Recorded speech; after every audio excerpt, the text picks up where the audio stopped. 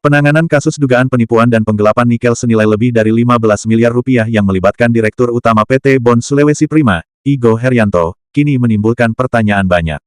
Pasalnya, meskipun sudah berstatus daftar pencarian orang (DPO) sejak Mei tahun 2025, Igo masih bisa mengurus gugatan perdata hingga tingkat kasasi.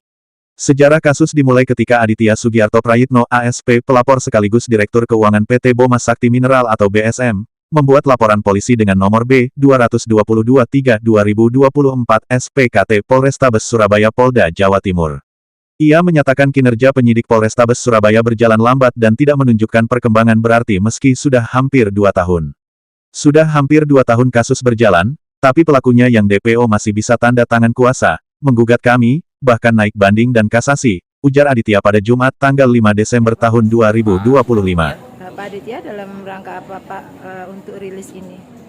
Saya akan melakukan pelaporan di Polrestabes Surabaya perkara penipuan penggelapan, dugaan penipuan penggelapan saudara Igo Herianto yang sudah kita lapor mulai bulan Maret 2024 sampai ini 2025, hampir beberapa tahun yang kedua, sampai sekarang sudah sampai DPO, belum tertangkap orangnya sampai sekarang. Sudah tetapkan tersangka. Sudah tetapkan tersangka dan DPO. Dan sudah dinyatakan. Kita melapor kali ini supaya kita dapat kepastian hukumnya dan keadilannya. Terus untuk sampai saat ini apa SP2HP-nya sudah dikirim dari kepolisian terkait perkembangan terakhir sudah. Perkembangannya apa? Perkembangannya masih ada hambatan, belum dapat menemukan tersangkanya. DPO-nya. Ya, padahal tersangka ini rumahnya di Makassar, masih bisa posting-posting media sosial, istrinya, keluarganya juga masih ada posting-posting media sosial, bergaya hidup mewah, tapi ya tidak bisa ditangkap. Dan masih bisa menandatangani surat kuasa banding kepada pengacara dalam posisi DPU. Oke, tapi untuk saat ini, namun penyidik tidak sudah dilapori oleh klien kami, ini loh pakai pengacara selagi dia DPU. Penyidik tidak menginterogasi pengacaranya tentang keberadaan si prinsipal Igo ini.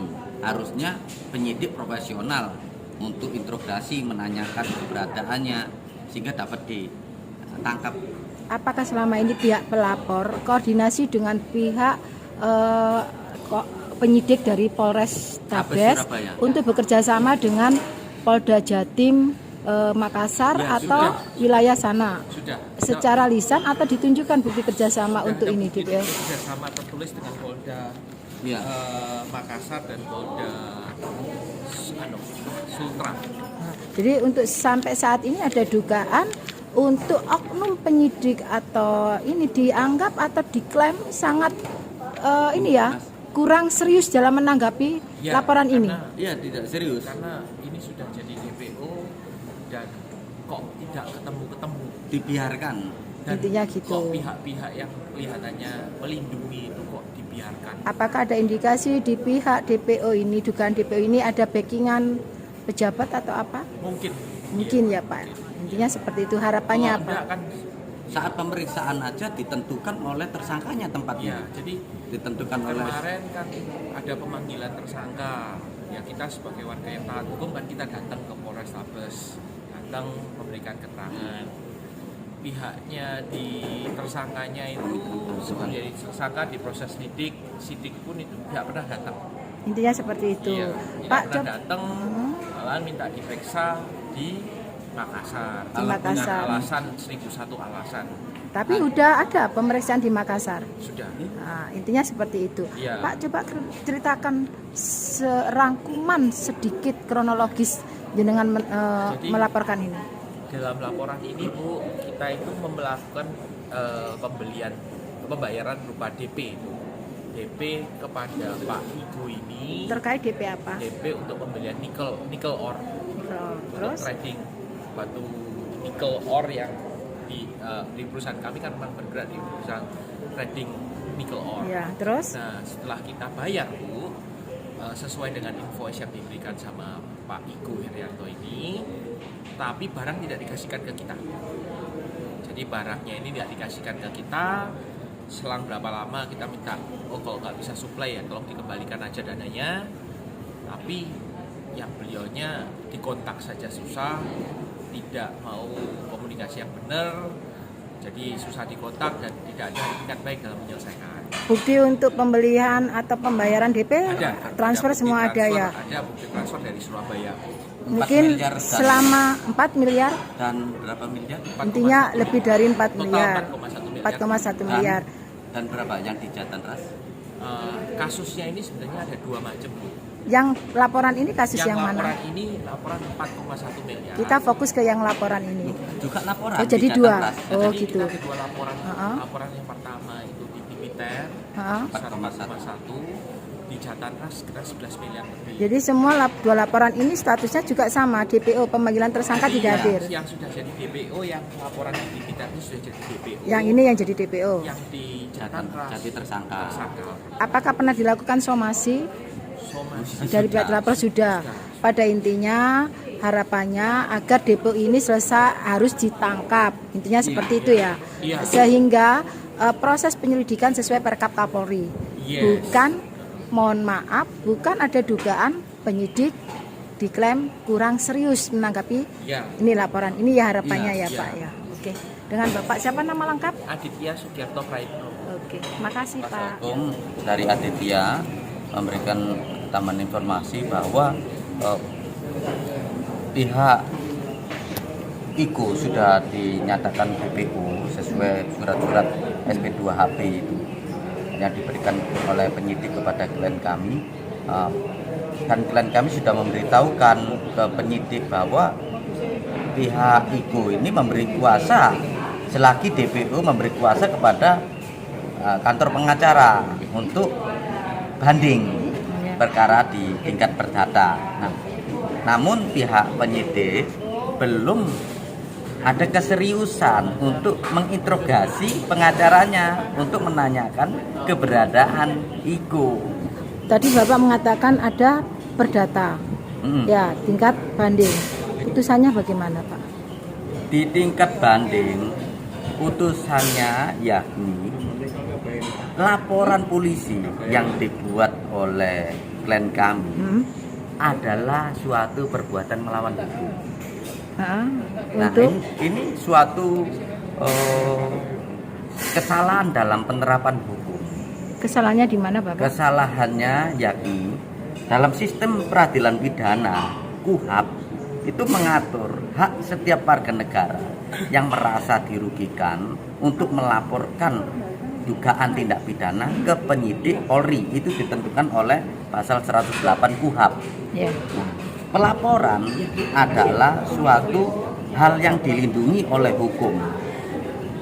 Namun pihak hakim tinggi, pengadilan tinggi telah memutus secara keliru, salah dalam menerapkan hukum, yakni menganggap laporan polisi yang dibuat pihak yang merasa dirugikan ini adalah suatu perbuatan melawan hukum. Padahal laporan, seorang melaporkan, dan itu pun dari laporan ini diterbitkan penetapan tersangka, diterbitkan DPO, itu adalah melalui proses sistem peradilan pidana. Sistem peradilan pidana oleh hakim perdata, hakim tinggi perdata, diolah, dimasukkan dalam tata cara hukum acara perdata. Seharusnya tata hukum acara pidana. Iya, kalau seseorang itu